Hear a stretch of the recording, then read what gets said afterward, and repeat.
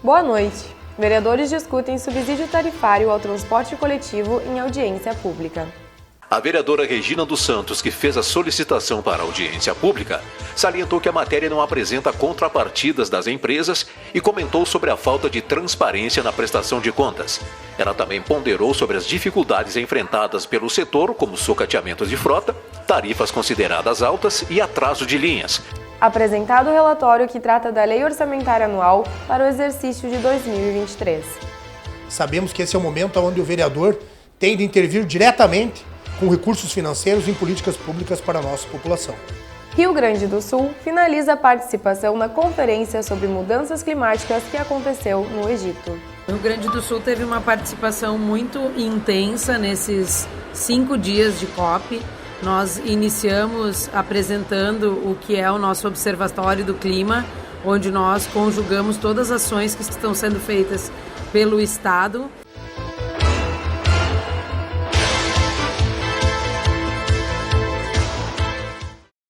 Em audiência pública realizada ontem na Câmara de Vereadores, foi discutido o projeto de lei do Executivo que trata sobre subsídio tarifário ao transporte coletivo urbano de passageiros em Passo Fundo, em razão da pandemia de Covid-19 e da crise do setor de transportes.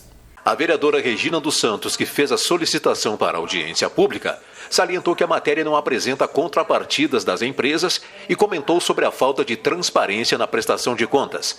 Ela também ponderou sobre as dificuldades enfrentadas pelo setor, como sucateamentos de frota, tarifas consideradas altas e atraso de linhas, mas endossou uma necessidade de maiores informações sobre certos pontos da proposição. O projeto 107, que está na casa tramitando, ele nos deixa muitas dúvidas, porque ele não apresenta, por exemplo, os critérios para as empresas que serão beneficiadas por esse subsídio, não tem critérios para essa concessão. Ele não traz, por exemplo, a transparência na prestação de contas. Como que vai ser feita essa prestação de contas? E aqui é importante a gente dizer que a gente está tratando de um dinheiro público, é um recurso próprio do município, é os impostos da população. Então precisa ter prestação de contas, precisa ter transparência. E uma outra questão que a gente levanta é que em todas as cidades onde se utilizou de projetos semelhantes a esse para criar o subsídio, tem contrapartida das empresas. No do município de Passo Fundo, a gente meio que, a forma como está o projeto, ele não deixa claro qual que será a contrapartida das empresas. E a gente entende que é um dinheiro público, tem que ter uma contrapartida. Então, diante de muitos questionamentos, a gente entendeu que é importante que a população, primeiro, se aproprie desse projeto, saiba que ele está tramitando, que está em discussão, é um montante significativo, são 2 milhões para o próximo ano, podendo chegar nos 3 anos até 8 milhões. Então, é um valor significativo que poderia estar sendo usado para outras coisas no município. Então, é necessário a comunidade participar desse momento. Infelizmente, teve poucas pessoas na audiência pública, mas a casa mostra de uma forma muito transparente que o projeto está sendo discutido. Nós apresentamos uma emenda no sentido de melhorar a redação do projeto que está aqui. Possivelmente estaremos apresentando mais emendas, que é para que a gente possa fazer com que esse processo seja da forma mais transparente possível. É dinheiro público, é dinheiro da população, então precisa sim ser garantido a lisura do processo como um todo. Tem várias questões que nos chamam a atenção. A baixa qualidade do serviço de transporte coletivo no município de Passo Fundo, quem anda de ônibus sabe do que eu estou falando. A tarifa ela é muito alta diante do tempo, dos quilômetros que se percorre dentro de um ônibus, então é preciso sim ser discutido isso. Embora a administração traga na justificativa do projeto esta intenção, no projeto de lei isso não é garantido. Nós poderemos estar aí aprovando os 2 milhões e em janeiro do próximo ano ter um reajuste no valor da tarifa, que é algo que a gente não gostaria que acontecesse, porque as cidades que a gente pesquisou, onde tem subsídio, é justamente vindo ao encontro de diminuir o valor para o usuário e aumentar a qualidade do serviço prestado. O procurador-geral do município, Adolfo de Freitas, apontou fatores que justificam a iniciativa, como a redução considerável de passageiros em várias linhas e acessibilidade por outros meios de transporte e de deslocamento. O procurador ainda relatou sobre o objetivo do projeto em atender o sistema de transporte público. O projeto, na verdade, ele é para o sistema de transporte, ele não é para as empresas. As empresas é um ator desse sistema todo, Como o Serviço Público de Transporte de Passageiros em Passo Fundo ele é delegado, são empresas, 2 empresas, né, que compõem esse serviço e estão com dificuldades financeiras, isso é público e notório, em todo o Brasil, inclusive. Muitos municípios do estado já fizeram e o município de Passo Fundo estudou, né, analisou os balanços das empresas e entendeu que é o momento de fazer um subsídio temporário, né, ele não é eterno, ele é temporário, para que o serviço volte a se tornar mais eficiente, mas principalmente que a tarifa, né, não suba em patamares que a população não pode pagar. O transporte coletivo de passageiros sofreu quase uma revolução nos últimos anos, né? Passo Fundo transportava o dobro de passageiros que transporta hoje com uma população menor. Então isso causa um desequilíbrio, né, contratual que as empresas não vêm mais aguentando, né? Isso o que gera? Gera a necessidade de uma tarifa cada vez mais cara. Então esse subsídio vem também, principalmente, para que se cuide, né, do preço da tarifa. Nosso interesse é de que esse subsídio só seja repassado com contrapartida das empresas. E os vereadores cobraram bastante aqui a respeito disso, né? Cobraram, tem razão e o município vai cumprir. O vice-presidente do Sindiurb, Miguel dos Santos, entende ser importante o subsídio, alegando aspectos financeiros, além de apontar a redução de passageiros. A minha posição enquanto trabalhador é vendo as dificuldades do dia a dia e a redução no número de passageiros. Por isso, a gente entende que é importante esse subsídio, tanto para a melhoria do transporte, como até na época de negociação salarial, que foi o que o doutor falou também. Porque a gente tem tido muita dificuldade, a empresa tem repassado para nós a questão financeira, muito séria que tem passado. E com isso os trabalhadores não podem pagar essa conta de ter baixado o número de passageiros. E cada vez na mesa de negociação é isso que acontece. A empresa ela fala na questão dos passageiros que passam na catraca e nós entendemos que realmente reduziu muitos passageiros. Alguns parlamentares se pronunciaram na tribuna, havendo posicionamentos diversos sobre a matéria. A questão toda é, a população de Passo Fundo e os representantes querem que 100% da população pague a parte da conta de 20%, de 10% que usa o transporte público? É simples, é isso. Pessoas têm usado seu próprio veículo, nós temos mais de 140 mil veículos em Passo Fundo, pessoas têm usado aplicativos, nós vamos criar subsídio também para a gasolina, ou vamos criar subsídio para os demais, para usar aplicativo? Então essa é a conta que se tem que fazer. Se o transporte coletivo está ficando em certa parte obsoleto, é natural que reduza a sua atividade. Isso é da natureza das coisas. Várias cidades fizeram distribuição de formas distintas. Alguns abonaram a passagem através do controle da bilhetagem eletrônica. Alguns aportaram por mês, realmente. E eu acho que alguma coisa, doutor Adolfo, primeiramente por essa casa, eu acho que a principal dúvida é como será feito isso. Como será feito isso? E a população quer saber como será distribuído isso. Pois nós temos que ter um controle, pois o dinheiro público é responsabilidade de todos. E nós somos 21 fiscais, temos que estar participando. O problema está aí. Eu sou a favor, temos que aportar as empresas, mas como vamos aportar? A gente que convive com o povo para lá e para cá, sabe que todos sofreram por causa da pandemia. Vai virar moda isso agora? Você tem que dar o dinheiro público para empresas particulares?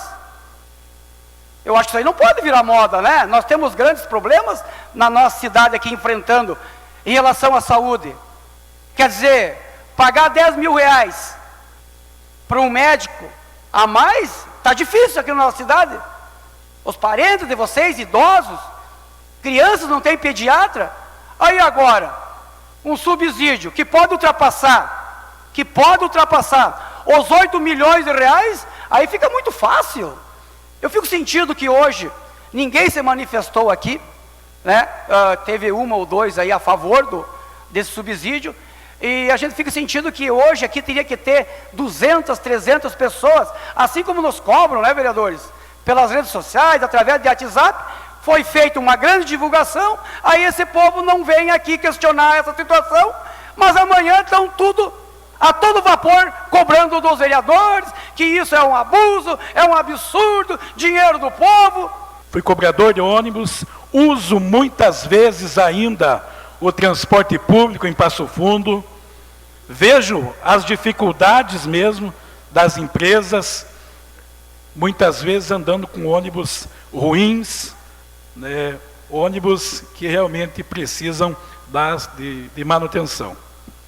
Sou favorável, sim, ao subsídio, porque entendo que nosso povo dos bairros, das vilas, não podem, de forma nenhuma, daqui a pouco ficar sem o transporte público em nossa cidade.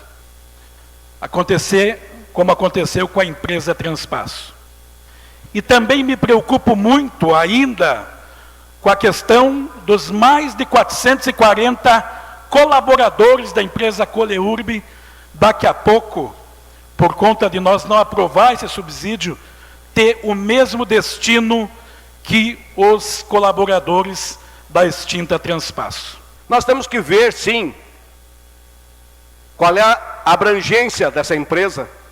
É claro que a transparência é de fundamental importância, mas num contexto geral, essa empresa ela faz um trabalho social muito grande em Passo Fundo.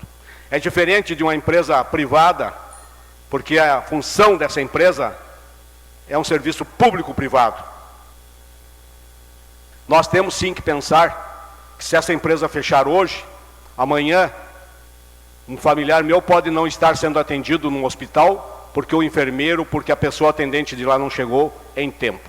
O pessoal está aí falando sobre a questão de demissões, e eu aqui tenho que ressaltar essa questão das empresas de transporte coletivo, que durante a pandemia seguraram ali o rojão, não demitindo os seus funcionários, não reduzindo seus quadros, mas também a comunidade passofundense. Porque a gente tem que prestar atenção também no bolso de quem está fazendo, quem é o usuário do transporte coletivo.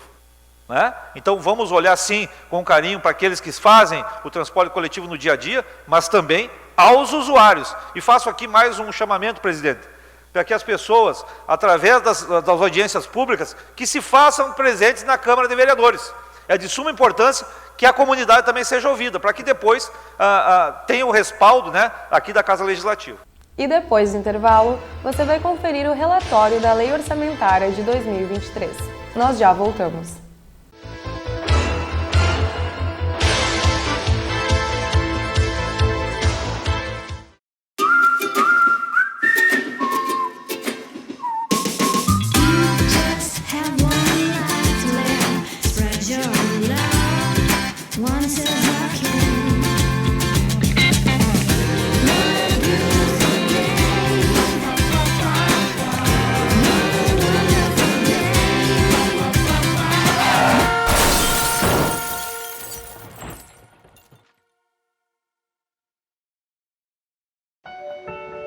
Eu amamento.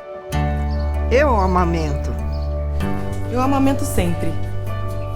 Eu também amamento. Quem incentiva também amamenta. Por isso é importante formar parcerias e criar um ambiente favorável para que as mães amamentem seus filhos até os 2 anos de idade ou mais, sendo de forma exclusiva nos 6 primeiros meses de vida. Amamentar, ninguém pode fazer por você. Todos podem fazer junto com você.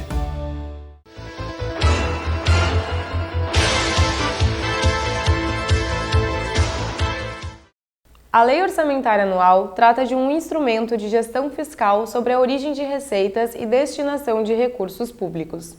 O vereador Gil Krug, presidente da Comissão de Finanças, Planejamento e Controle, também foi o relator do tema e traz mais detalhes sobre o projeto. Entregamos hoje, qual passou em pauta, o relatório da LOA, onde a comissão analisou todas as emendas, né, onde não são analisadas os méritos, né? Apenas dados técnicos para que as emendas realmente aconteçam e não haja nenhuma controvérsia, né? Alguns vereadores fizeram subemendas, né, para corrigir as mesmas, para não ter problema na votação, e alguns retiraram, resolveram arquivar algumas, né? Então, o restante foi encaminhado, foi despachado, agora vai ao Poder Executivo, onde esperamos que a maioria, ou 100% delas, sejam aprovados e se tornem políticas públicas de qualidade para a nossa população. Pois deixamos muito claro e sempre muito sensatos, sabemos que esse é o momento onde o vereador tem de intervir diretamente com recursos financeiros em políticas públicas para a nossa população. Mas dentro das regras, dentro das 4 linhas do jogo, pois não é como todos queremos muitas vezes, mas sim podemos divergir em alguns pontos, mas esse é o momento exato de fazer o que é melhor para a população. 50% das emendas são para a área da saúde e os outros 50% são de livre escolhas dos vereadores. O vereador Rufa fez um mutirão, onde juntou recursos para algumas estradas do interior, então acho que dessas outras emendas, fora a saúde, será uma das áreas mais atingidas. E a área da saúde, o pessoal buscou primeiramente focar em recursos aonde nas construções das UBS o ano que vem, pois sabemos que a área da saúde é uma área muito atingida sempre e aonde precisa de recurso constante, né? Então, eu acho que essas duas áreas aí serão bem atingidas, bem contempladas, e cada vereador mais dentro da sua pauta, como o vereador Rafael Colucci, sempre atingindo muito causa animal, destinando uma boa parte para suas castração, e contato direto com a Secretaria do Meio Ambiente, e assim por diante, né? Mas essas são as áreas onde foram mais atingidas e com certeza a população irá ganhar muito com isso. O Rio Grande do Sul finalizou a participação na 27ª Conferência das Nações Unidas sobre Mudanças Climáticas que aconteceu no Egito e reafirmou seu compromisso em atingir a neutralidade de carbono até 2050. A última agenda da missão internacional foi a assinatura de um termo de cooperação. Os detalhes com os secretários estaduais de Agricultura e Meio Ambiente. O Rio Grande do Sul teve uma participação muito intensa nesses 5 dias de COP. Nós iniciamos apresentando o que é o nosso Observatório do Clima, onde nós conjugamos todas as ações que estão sendo feitas pelo Estado em um observatório evolutivo que vai servir não só para que nós possamos ter clareza do que estamos alcançando ou não, mas também como um banco de ações para os potenciais financiadores, e isso estará disponível no site do Clima da Secretaria de Meio Ambiente e Infraestrutura. Depois nós tivemos um espaço importante no estande do Ministério do Meio Ambiente, apresentando a nossa cadeia energética e o nosso potencial de energias renováveis com foco para o hidrogênio verde, que é um importante caminho que o Rio Grande do Sul tem a intenção de seguir e de ser um grande produtor e consumidor desse tipo energético que está chegando aí aos mais diferentes players como uma alternativa principalmente ao óleo e gás e como uma alternativa viável para aqueles que têm energia renovável disponível, que é o caso do Brasil e que é o caso do Rio Grande do Sul também. Estivemos presentes também no estande do ICLEI, falando um pouco da inserção das comunidades menos favorecidas economicamente nessa cadeia do clima. Então, uma questão do clima ter uma justiça social e ter o alcance de todos, independente da sua classe social. Tivemos também um evento importante do CODESUL, que é o consórcio entre estados do Rio Grande do Sul, Santa Catarina, Paraná e Mato Grosso do Sul, e assinamos um protocolo de intenções para a questão de mitigação de efeitos climáticos. Em especial, iniciamos uma conversa sobre a possibilidade de contratação de um serviço de mensuração de emissões por satélite, que poderá ser contratado para esses estados que fazem parte do CODESUL e financiado por fundos internacionais. Então, demos o pontapé inicial desse importante projeto. E finalizamos no dia de hoje com um dos mais importantes acordos, que foi um acordo de cooperação com o CDP. O CDP, que é uma plataforma não governamental e internacional de cadastro de relatórios de emissões e também de políticas de mitigação dos mais diferentes atores que fazem parte dessa cadeia. Podem ser entes públicos, privados, municípios, estados, federações ou mesmo individuais a cadastrarem quais são as suas emissões, relatórios de emissões e quais são os seus projetos de mitigação. A importância do acordo com o CDP para o estado do Rio Grande do Sul é que nós teremos acesso e incentivaremos essa que é uma plataforma gratuita para que a gente possa reconhecer ainda mais e melhor o nosso público e as nossas emissões e possamos traçar políticas públicas mais assertivas neste sentido. E o que nos chamava muita atenção é que a nossa atividade de agricultura de baixo carbono presente não só no estado do Rio Grande do Sul, mas no Brasil, é exemplo para o mundo. E isso ficou extremamente evidenciado. Tivemos pautas de valorização da cadeia do carbono, da questão do sequestro de carbono. Tivemos no estande do Israel, uma vez que estávamos no início desta missão, participando de uma missão em Israel para falar sobre a questão da irrigação, eficiência de irrigação, reuso, todas as tecnologias de seleção de plantas, e observamos que estamos extremamente alinhados e o Brasil foi citado como um exemplo a ser seguido e como solução na produção de alimentos e na paz mundial. Tivemos um momento extremamente feliz com a presença do Dr. Ratan Lal, onde podemos conversar com ele, Prêmio Nobel da Paz, diretor da Faculdade de Ohio, uma das sumidades que fala sobre a saúde do solo, e este comentou que o Brasil é o exemplo de agricultura de baixo carbono a ser seguido. E estas foram as informações do Jornal da Câmara de hoje. Uma ótima noite e até amanhã.